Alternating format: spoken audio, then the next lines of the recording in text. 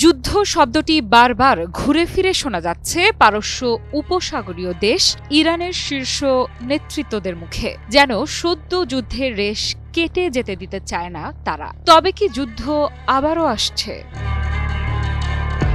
যুদ্ধে যে আগুন জ্বলেছে সেই আগুনেই ইরান পুড়িয়ে শেষ করে দিতে চায় দখলদার শত্রুকে। প্রয়োজনে শত্রুকে আশ্রয় দেয়া বিশ্বের মোড়ল যুক্তরাষ্ট্রকেও ছেড়ে কথা বলবে না ইরান, এমনটাই ঘোষণা এসেছে দেশটির পক্ষ থেকে। যেন অঘোষিত যুদ্ধের জন্য সম্পূর্ণ প্রস্তুত প্রায় পারমাণবিক শক্তির অধিকারী এই দেশ।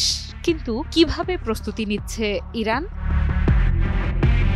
1 বছর আগে ট্রু প্রমিস 2 অভিযানের পর থেকেই ইরান বারবার বলছে, যদি শত্রু আবার আগ্রাসী হয় প্রতিক্রিয়া হবে ভয়াবহ।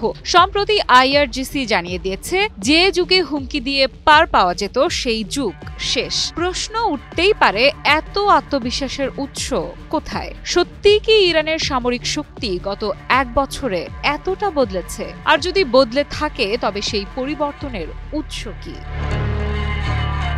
আইআরজিসি বলছে, তাদের উন্নয়ন কেবল অস্ত্র বাড়ানো নয়, অপারেশন ট্রু প্রমিস 2 এর অভিজ্ঞতা থেকে শেখা প্রতিটি ভুল পরীক্ষা করে শোধরানো, মহড়ায় অনুশীলন এবং সমন্বয় বাড়ানো। এসবের ফলে আক্রমণ এখন অনেক বেশি সুনির্দিষ্ট। শত্রুর প্রতিরক্ষা স্তর তারা আগেই চিহ্নিত করেছে, এমনকি সেই স্তর এড়িয়ে যাওয়ার কৌশলও তৈরি করেছে। কোন সংঘাতে সবচেয়ে বড় শক্তি কি? সংখ্যা, প্রযুক্তি নাকি অভিজ্ঞতা? ইরানের বক্তব্য ইঙ্গিত দেয়, অভিজ্ঞতা থেকে নেয়া শিক্ষা কখনো কখনো শক্তিশালী অস্ত্রের চেয়েও মারাত্মক হয়ে উঠতে পারে। ইরানের সামরিক বাহিনী দাবি করছে, আজ তাদের আক্রমণ ক্ষমতা অন্তত 10 গুণ বেশি শক্তিশালী সেই 12 দিনের যুদ্ধের সময়ের তুলনায়। এখানে স্বাভাবিকভাবেই কৌতূহল জাগে, 10 গুণ মানে আসলে কি? ক্ষেপণাস্ত্রের সংখ্যা বেড়েছে নাকি আঘাতের সক্ষমতা, নাকি উভয়ই? চলুন জানা যাক বিশেষজ্ঞরা কি বলছেন। সামরিক বিশ্লেষকদের মতে 10 গুণ কেবল পরিমাণ নয়, এর মধ্যে আছে প্রযুক্তি, সাইবার সাপোর্ট, ড্রোন নেটওয়ার্ক আর সবচেয়ে গুরুত্বপূর্ণ অপারেশনাল প্ল্যান। প্রতিটি ইউনিটের মধ্যে সমন্বয় থাকলে পুরো কাঠামো একসাথে আঘাত হানতে পারে। তখন একটি হামলা কেবল ক্ষেপণাস্ত্রের ওপর নির্ভরশীল থাকে না, বরং একটি সমন্বিত আক্রমণ হয়ে দাঁড়ায়। কি বুঝলেন ভাই? অনলি জেডাই চাই।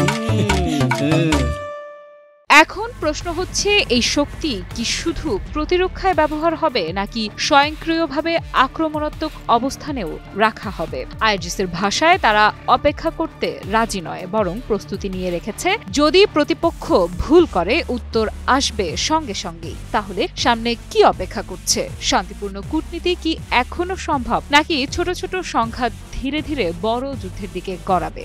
আবার কি এমন সম্ভাবনা আছে যে একবারের ভুল সিদ্ধান্তই সমগ্র অঞ্চলের স্থিতি ভেঙে দেবে? ইরানের সতর্কবার্তা শুধু ইসরায়েল বা যুক্তরাষ্ট্রের জন্য নয়, বরং গোটা বিশ্বের জন্য বার্তা। প্রতিটি পদক্ষেপেরই মূল্য আছে, আর সেই মূল্য যদি ভুলভাবে পরিশোধ করতে হয় তার পরিণাম হতে পারে কল্পনার বাইরে।